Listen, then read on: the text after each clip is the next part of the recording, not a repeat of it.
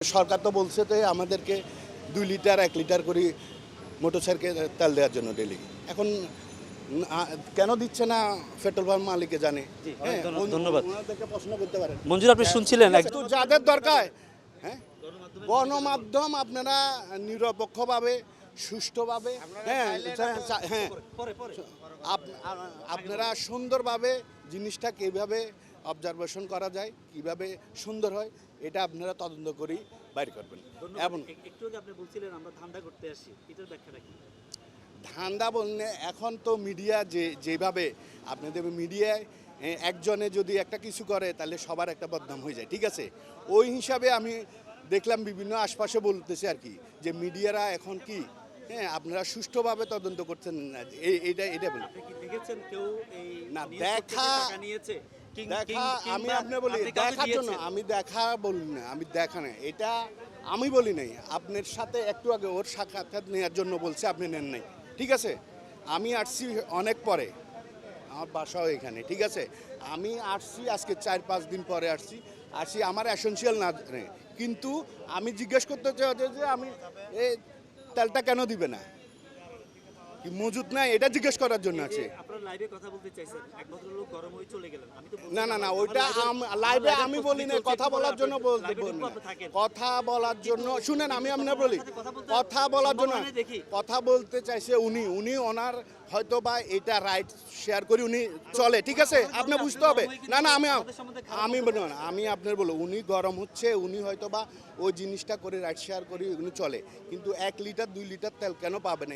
উনি 3-4টা পেট্রোল পাম্পে যায়, ঘুরে আসার পরে দেখতেছে যে একটা তেল দিতেছে না। এখন এটা আপনার দায়িত্ব না, আপনাকে ওনার জিজ্ঞাসা করছে, ঠিক আছে, ঠিক আছে, ধন্যবাদ।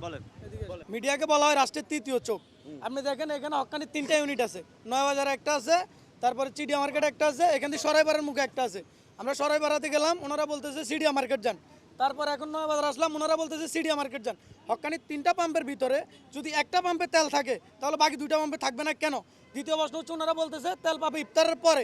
ভাই আপনারা বুঝান, সকাল থেকে ওনারা অকটেন দেয় নাই, তাহলে গতকাল রাত্রে কি ওনাদের মজুদ অকটেন আসে নাই?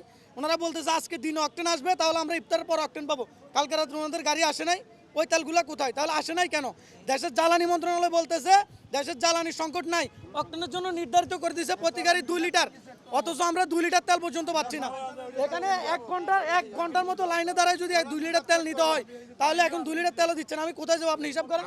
এখান থেকে সিডিয়া মার্কেট চাইতে 4 কিলো গাড়ি চালাইতে হবে, এখান থেকে সিডিয়া মার্কেট গিয়ে 4 কিলো গাড়ি চালাইতে হবে।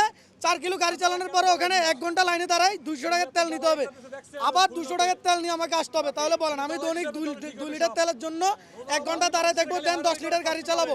অথচ 200 টাকার তেলে আমার গাড়ি চলবে সর্বোচ্চ গেলে 50 কিলো, তার ভিতরে তেলের জন্য আমি 10 কিলো চালাইতেছি, বাকি 40 কিলো দিয়ে আমি কি করব? এখন এই যে কালকে এই যে মুরব্বী যে কথাটা বলছে, আমি গতকালকে 12টা বাজে সিরিয়াল দিয়েছি তাসপিয়ার ইউটার্নের এখান থেকে।